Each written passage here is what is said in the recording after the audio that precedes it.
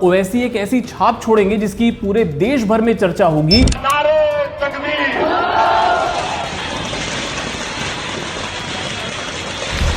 इस तरफ से इसी तरह की चुप्पी रही तो ये सियासत पूरे देश में छा जाएगी। कभी कोई ऐसी बात हो जाए जहां आपको बोलना चाहिए, वहां आप कोने से बचकर निकल जाते हैं। तो ये बी टीम है, ये आते हैं, इनकी वजह से पोलराइजेशन होता है और कहीं ना कहीं उसका जो नुकसान है वो विपक्ष को होता है। कम से कम हमारी तकलीफों पर कोई तो बात कर रहा है या हमारे किसी मुद्दे को कोई जोर शोर से तो उठाता है। आखिरी में वो नारे लगाते हैं, नाराए तकबीर अल्लाहु अकबर, नाराए रिसालत या रसूल अल्लाह। ये नारे लगते हैं, वो भी लगाते हैं, जनता भी लगाती है। जो दावेदारी करते हैं मुसलमानों के वोटों पर, क्या उन्होंने खुलकर अपनी बात रखी? क्या अखलाक के घर पर कोई गया? क्या ये अखिलेश यादव के लिए, खासतौर पे जो उत्तर प्रदेश के संदर्भ में अगर हम बात करें, उनके लिए ये मौका नहीं था, प्रियंका गांधी के लिए मौका नहीं था कि वो अखलाक के घर जाते? अगर आप इतने किंतु परंतु करेंगे, अगर आप इतना दाएं बाएं से निकलेंगे, तो मुझे लगता है वो गैप फिर भरने का काम ओवैसी करते हैं, जो कि खुल के बोलते हैं। सीधे शब्दों में कहें तो समाजवादी पार्टी का महाराष्ट्र से सुपड़ा साफ कर दिया है। हमने देखा कि एसटी एससी के मुद्दे भी ऑल इंडिया मजलिस इत्तेहादुल मुस्लिमीन ने, मजलिस ने बहुत ही प्रमुखता से उठाए। अगर बीजेपी दावा करती है कि वो हिंदुओं की पार्टी है, हिंदू वोट्स को कंसोलिडेट करती है, तो क्या मुसलमानों की पार्टी के तौर पर ओवैसी की AIMIM अपनी पहचान और बड़ी करती जा रही है? जब कभी इनके साथ इत्तेहाद करने की, गठबंधन करने की बात आती है, तब भी ये लोग क्यों मुंह छुपा कर निकल जाते हैं? इनको तकलीफ क्या होती है? इनके छोटे भाई साहब वो जब बोलते हैं, अभी यहाँ पे जब महाराष्ट्र में जब चुनाव चल रहा, 15 मिनट की बात उन्होंने कर दी, डायरेक्ट नहीं बोलते, बस ऐसे बोलते 15 मिनट का समय निकालोगे ना। राहुल गांधी हो या अखिलेश यादव हो, ये इस तरह के मुद्दों पे बोलने से बचते हैं। उनके मन में कहीं डर रहता है कि हमें मतलब प्रो मुस्लिम की तरफ पेंट ना कर दिया जाए। कोई बीजेपी तो फिराक में बैठी है। राहुल गांधी अगर मोहब्बत की दुकान कहते हैं कि भाई मोहब्बत की दुकान हम चला रहे हैं, उस मोहब्बत की दुकान को थोड़ा कायदे से चला लें बस। बीजेपी जो कभी छोटा भाई हुआ करती थी महाराष्ट्र में, आज आप देखिए महाराष्ट्र में उसका प्रदर्शन, शिंदे को खा गए, उद्धव को खा गए, एनसीपी और शरद पवार की पॉलिटिक्स खत्म कर दी। तो और कई जगह महाराष्ट्र में अब इस चुनाव में हुआ है निकाय के कि बड़ा भाई बीजेपी है तो छोटा भाई AIMM है। बिल्कुल ये हो गया।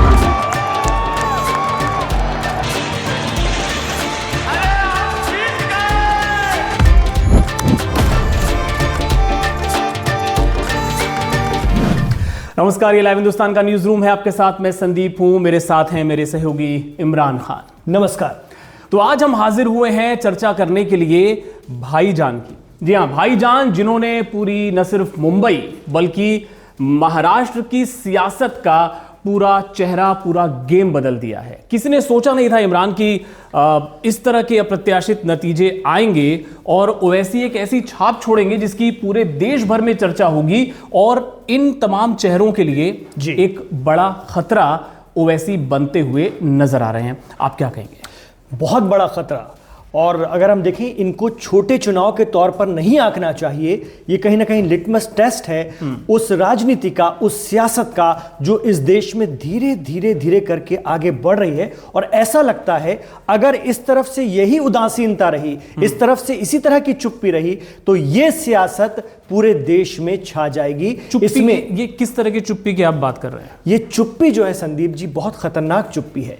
ये चुप्पी इस तरह की है कि जब हमारे पक्ष की चीजें हों वहां तक तो ठीक है, लेकिन जब सही मुद्दों पर या एक वर्ग विशेष के मुद्दों को उठाने की बात आई, या मैं सीधे लफ्जों में कहूं तो मुसलमानों के मुद्दों को उठाने की जब बात आए, या कभी कोई ऐसी बात हो जाए जहां आपको बोलना चाहिए, वहां आप कोने से बचकर निकल जाते हैं। बस इसी गैप को ओवैसी साहब पकड़ते हैं और ओवैसी ब्रदर्स पकड़ते हैं। उनकी पार्टी ऑल इंडिया मजलिस इत्तेहादुल मुस्लिमीन पकड़ती है, जिसके चलते एक बड़ा वर्ग इनके तरफ झुक रहा है, इन पर यकीन कर रहा है, और उसका असर इस बार हमें महाराष्ट्र में दिखा है।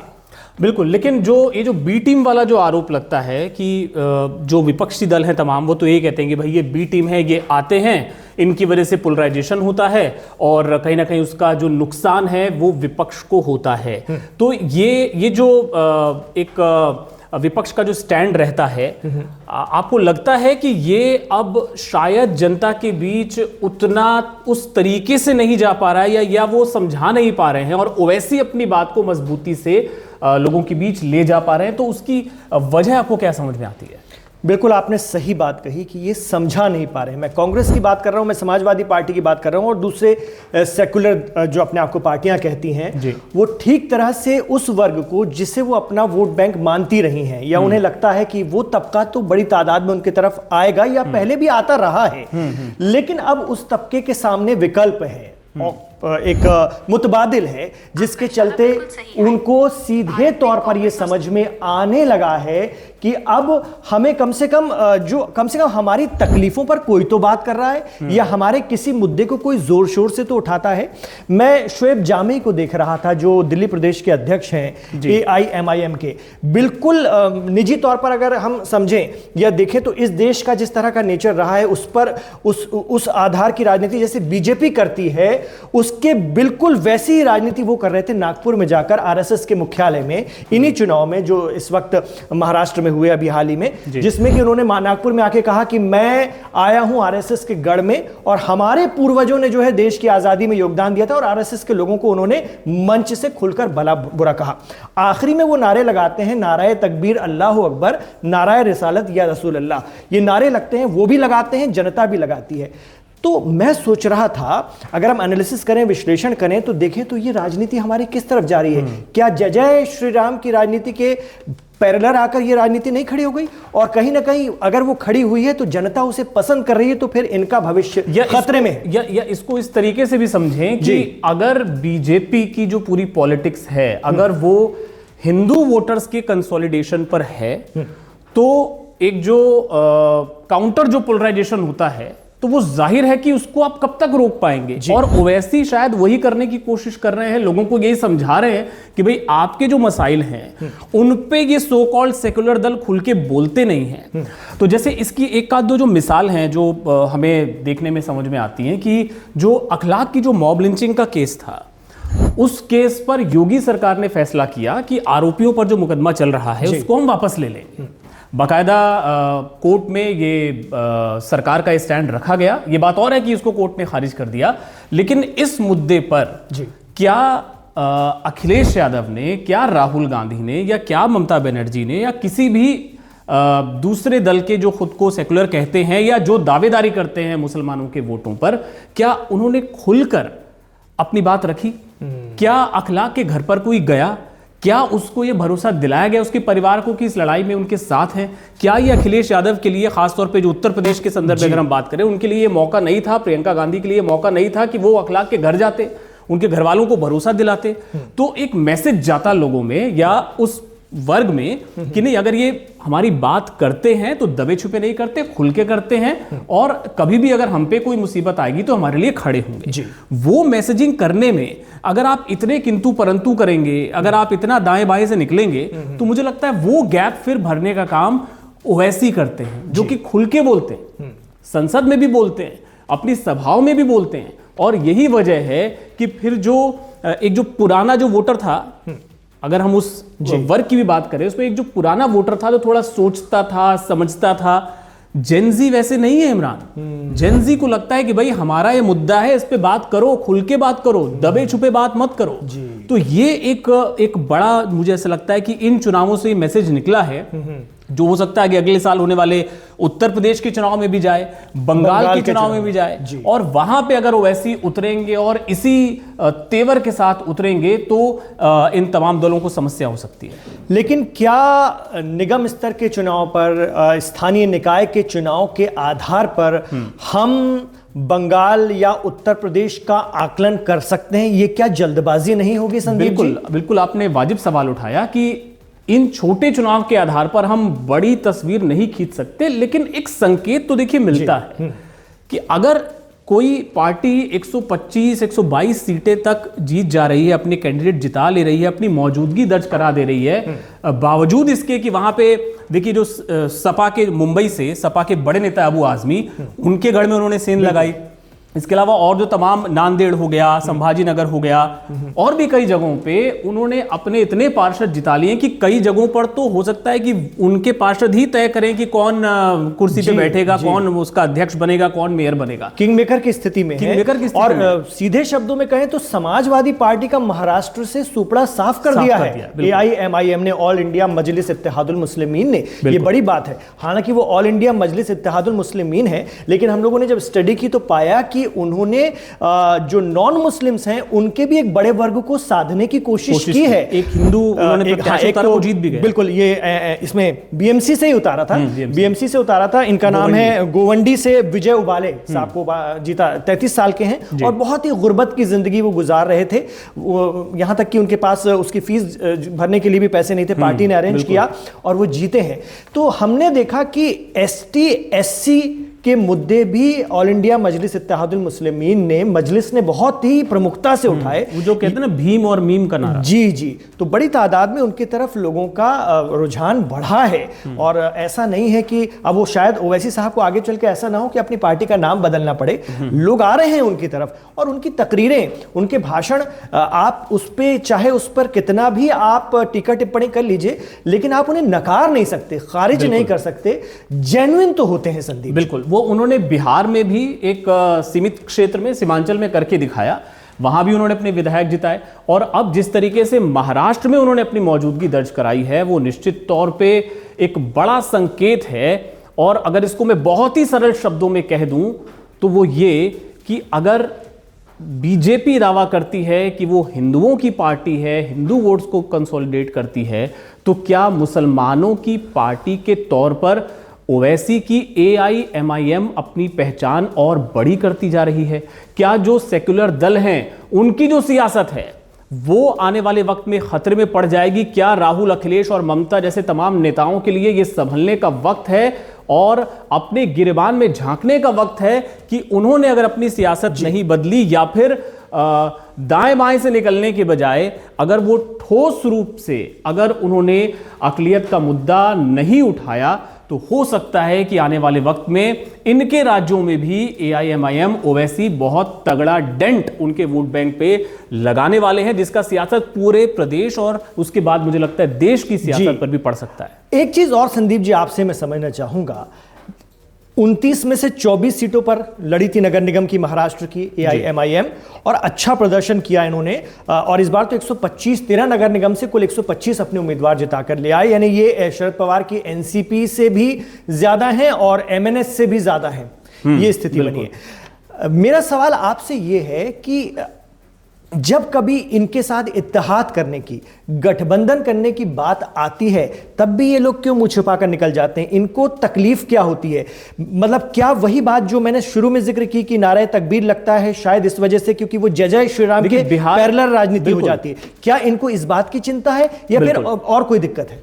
देखिए, मोटा मोटी तो बात वही है। बिहार में देखिए, हमने खास तौर पे देखा था, बिहार में ओवैसी ने कहा महागठबंधन से, बाकायदा उनके नेता प्रदर्शन करते हुए RJD के दफ्तर गए थे कि भैया हमको शामिल कर लीजिए गठबंधन में, हम ज्यादा सीट नहीं मांग रहे हैं, सीमांचल में लड़ेंगे, 5, 6, 7 सीटें जो हैं वो हमको आप दे दीजिए, तो ये गठबंधन हो जाए तो बढ़िया रहेगा। लेकिन लालू यादव ने, तेजस्वी यादव ने उसको सिरे से खारिज कर दिया कि इस गठबंधन में आपके लिए कोई जगह नहीं है।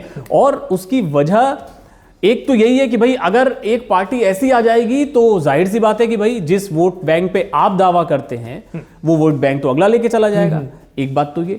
दूसरा ये कि ओवैसी जो हैं वो तो फिर भी संसद में या दूसरी अपनी सभाओं में जब बोलते हैं तो थोड़ा संयम बरतते हैं। और आप उनके भाषणों में देखेंगे, बैरिस्टर है तो वो कभी कभार अगर थोड़ा इधर उधर होते भी हैं तो वो थोड़ा उसको अपने शब्दों से मैनेज कर ले जाते हैं। लेकिन इनके छोटे भाई साहब वो जब बोलते हैं, अभी यहां पे जब महाराष्ट्र में जब चुनाव चल रहा 15 मिनट की बात उन्होंने कर दी, डायरेक्ट नहीं बोलते, बस ऐसे बोलते 15 मिनट का समय निकालोगे ना, तो वो जानबूझ के इस तरह की बात कही जाती है मन से, लोगों में जोश भरने के लिए, या एक तबका उस तरह की बात को पसंद करता है दरअसल, तो उनको कहीं ना कहीं जोश में लाने के लिए इस तरह की बात कही जाती है।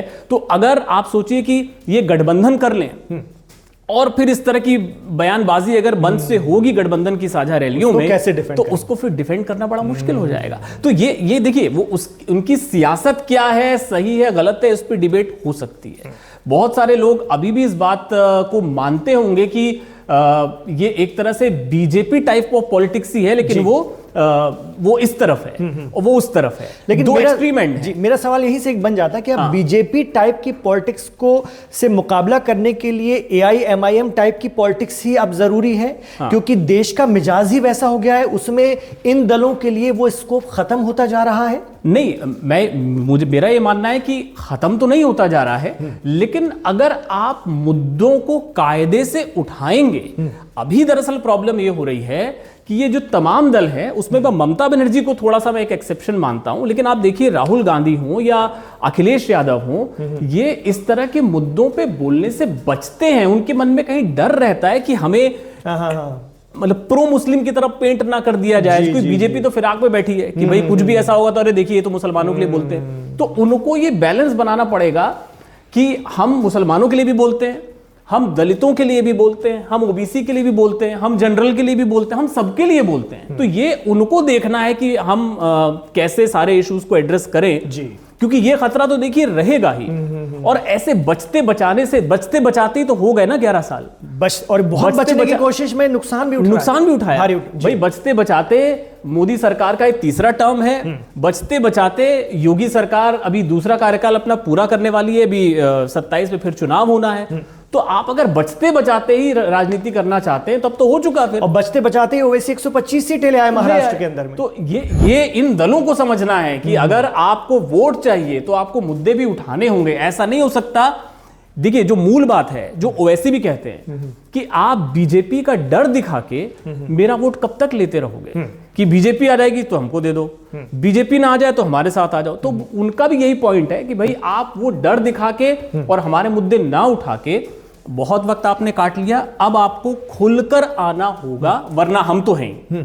पर कांग्रेस कहती है हमेशा, मैं कांग्रेस की बात कर रहा हूं, उनके प्रवक्ताओं को मैंने सुना है, सेकुलरिज्म से कोई समझौता नहीं, धर्मनिरपेक्षता से कोई समझौता नहीं, हम बर्बाद हो जाएंगे लेकिन इससे समझौता नहीं। तो क्या इनके जैसा बनना इनके लिए वाकई ये एक मजबूरी है जो कहते हैं कि, या फिर वो अपने सिद्धांत पे वाकई कायम है? नहीं, देखिए मैं कह रहा हूं कि राहुल गांधी अगर मोहब्बत की दुकान कहते हैं कि भाई मोहब्बत की दुकान हम चला रहे हैं, उस मोहब्बत की दुकान को थोड़ा कायदे से चला लें, बस इतनी सी बात है। वो मोहब्बत की दुकान तो खोल के बैठे हैं, कहते हैं कि मोहब्बत की दुकान है, लेकिन उस मोहब्बत की दुकान में सिर्फ हिंदू थोड़ी आएगा। उस मोहब्बत की दुकान में अगर कभी मुसलमान आएगा कुछ लेने, तो आपके पास उसके लिए भी कुछ होना चाहिए। आप अगर उसके मुद्दों को एड्रेस नहीं करेंगे खुल के, तो उसको लगेगा कि भाई मेरे पीछे तो कोई है नहीं। कल को जैसे ये बहुत छोटे स्तर के चुनाव थे, जैसा हमने शुरू में जिक्र किया, और जो पार्षद होता है, अगर मान लीजिए कि लोगों को लगेगा कि भाई हमारे बीच का या हमारा कोई होगा, कल को हमें कोई समस्या आएगी तो हम उसको पकड़ सकते हैं जी। तो उसी तरीके से लोगों को ये मैसेज देना पड़ेगा कि आपके मुद्दे होंगे कुछ, तो हम आपके साथ खड़े रहेंगे। हम एक ट्वीट करके या एक वीडियो पोस्ट करके पीछे नहीं हट जाएंगे। हमें जरूरत पड़ेगी तो आपके घर आएंगे, हमें जरूरत पड़ेगी तो आपके लिए धरना देंगे, हमें जरूरत पड़ेगी तो बुलडोजर चलेगा तो बुलडोजर के सामने खड़े हो जाएंगे। ये बहुत बड़ी बात आपने कही भाई। कितने देखिए बहुत सारे जगहों पर ये मुद्दा उठता है कि भाई कुछ आरोप नहीं, कुछ नहीं, बस बुलडोजर चलवा दिया। तो वहां पे क्या ये अपने नेताओं खुद नहीं जा सकते और अपने नेताओं को, कार्यकर्ताओं को हमने नहीं देखा कि समाजवादी पार्टी या कांग्रेस के नेता खड़े हो गए, छोटे वार्ड स्तर के नेता खड़े हो गए और जूझ गए, लड़ गए। मैं कह रहा हूं कि वो लेट गए, चाहे रोक पाओ चाहे ना रोक पाओ, वो एक अलग मसला है, लेकिन कम से कम आप करते दिखो तो ये तो बताओ कि हाँ भाई हम हैं। नहीं, वहां तो टेंशन ये हो जाती है ना, हमारा अपर क्लास का जो वोट वो हिल जाएगा। ये समस्या, इस अपर धपड़ में अगर आप रहेंगे तो समझिए कि न 3 में न 13 में फिर ये होगा कि आपकी पॉलिटिक्स हो जाएगी खत्म। या आप जो एक मान के चलते हैं कि अच्छा ये तो मेरे पास रहेगा ये वोटर, उसकी कोई मजबूरी नहीं है। वो तो बस ये देखेगा कि भाई अगला अगर उधर पोलराइज कर रहा है तो मैं फिर उसी खला को, उसी रिक्तता को भर रहे हैं असदुद्दीन ओवैसी और उनकी पार्टी ऑल इंडिया मजलिस इत्तेहादुल मुस्लिमीन। बिल्कुल। और मैं फिर कह रहा हूं, बार बार मैं इस बात को दोहरा रहा हूं कि ओवैसी जिस तरह की राजनीति करते हैं, जो एग्रेसिवनेस उनकी पॉलिटिक्स में है, उसको लेके किसी की भी दो राय हो सकती है, उसको लेके आप सहमत असहमत हो सकते हैं या उसे सही गलत बता सकते हैं, लेकिन आप ये समझिए कि मौजूदा दौर में जिस तरह एक वर्ग के साथ खड़े होने की जरूरत है, अगर विपक्षी दल इस बात को नहीं समझेंगे तो उसका फायदा ओवैसी को मिलेगा और उसे कोई रोक नहीं सकता। बिहार में हमने देख लिया, महाराष्ट्र में हमने देख लिया, बहुत संभावना है कि हम उत्तर प्रदेश और बाकी राज्यों में भी देखें अगर ये नहीं समझे। बंगाल के लिए तो खुल के ऐलान किया है कि ओवैसी जा रहे हैं बंगाल, और जाहिर तौर पर ममता बनर्जी के लिए मुश्किल खड़ी करेंगे वो। बिल्कुल। और अगर ओवैसी जाते हैं, ये भी कहा जाता है संदीप, ओवैसी जहां जाएंगे वहां से बीजेपी जो है बम बम, तो सीधे तौर पर बीजेपी को इसका फायदा मिलता है उसी पॉलिटिक्स की वजह से। मैं फिर कह रहा हूं, ध्रुवीकरण की ये सबको पता है जी, ये सब जानते हैं, सबको पता है। हम ओवैसी की सीटें गिना रहे हैं, लेकिन बीजेपी की कितनी है जरा वो भी तो देखिए। बीजेपी जो कभी छोटा भाई हुआ करती थी महाराष्ट्र में, आज आप देखिए महाराष्ट्र में उसका प्रदर्शन, शिंदे को खा गए, उद्धव को खा गए, एनसीपी और शरद पवार की पॉलिटिक्स खत्म कर दी। और कई जगह महाराष्ट्र में अब इस चुनाव में हुआ है निकाय के कि बड़ा भाई बीजेपी है तो छोटा भाई एआईएमएम है। बिल्कुल, ये हो गया है। बिल्कुल। तो अगर मान लीजिए कि इस तरह की चीजें चलेंगी तो आप सिर्फ ये कह के नहीं बच सकते कि भाई ये आते हैं तो बीजेपी को फायदा होता है, तो आप रोक लीजिए ना। किसने, जैसे बिहार के लिए भी ओवैसी कहते हैं कि भाई मैं तो सीमांचल लड़ा, सीमांचल में कितनी सीटें हैं, बाकी जगहों पे आपका प्रदर्शन का क्या हुआ, वहां आरजेडी क्यों फ्लॉप हो गई, वहां कांग्रेस ने अच्छा प्रदर्शन क्यों नहीं किया। तो इनके अपने तर्क हैं और जाहिर सी बात है वो अपनी बात अपने वोटर तक पहुंचा पा रहे हैं, तभी वो सीटों में कन्वर्ट हो रहा है। और जो भी सारी आरोप प्रत्यारोप है या जो भी सारे तर्क जो विपक्षी पार्टियों की तरफ से दिए जाते हैं वो एक बिल्कुल अलग डिबेट का विषय है, उस पर हम बात कर सकते हैं। लेकिन सच ये है कि ओवैसी ने अपनी तरह की पॉलिटिक्स से सबको ये सोचने पर मजबूर किया है कि अगर आपको हमारा वोट चाहिए, हमारे मुद्दे उठाइए, हमारी बात कीजिए, हमारे लिए खड़े होइए, उसके बिना कोई चारा नहीं। और उसका नतीजा फिर ये होता है कि महाराष्ट्र में मैं आपको बता दूं, जो जिसको पहले औरंगाबाद कहते थे छत्रपति संभाजी नगर, वहां पर इन्होंने सबसे ज्यादा सीटें जीती हैं और बेस्ट प्रदर्शन वहां पर किया है। इसके अलावा मालेगांव में 21 सीटें जीत गए, नांदेड़ में 14 सीटें जीत गए, धुले में 10 सीटें जीत गए, सोलापुर में 8 सीटें जीत गए, मुंबई के अंदर में खाता खोल लिया 5-5 सीटें, ठाणे और मुंबई में 5-5 सीटें जीत गए, नागपुर में 7 सीटें, जहां से संघ का गढ़ है जिसको, वहां उस नागपुर में 7 सीटें, सोलापुर में 8 सीटें, अहमदनगर में 2 सीटें, जालाना में 2, चंद्रपुर में 1, परभणी। यानी ये आपको हर उस जगह पे, पश्चिमी महाराष्ट्र और मराठवाड़ा में इन्होंने झंडे गाड़ दिए। बिल्कुल। तो ये एक बड़ी बात है, ये एक बड़ी बात है और इस पॉलिटिक्स पे, इस सियासत पर हमको नजर रखनी पड़ेगी।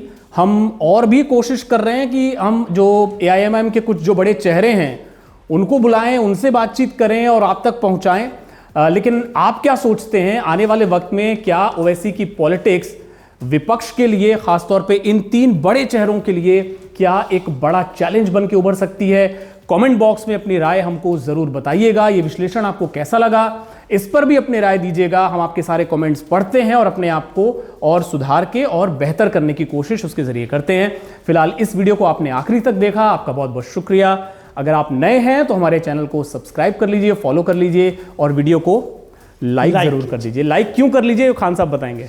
लाइक इसलिए कर लीजिए क्योंकि जैसे ही आप हमारे वीडियो को लाइक करते हैं, ये एक स्टेप बढ़ता चला जाता है। तो आपका लाइक इसको दुनिया भर में भेज देता है। आप चाहते हैं कि जितने लोगों तक ये पहुंचे, तो बस आपको लाइक मार देना है, वो ऑटोमेटिक बढ़ता चला जाएगा। बिल्कुल।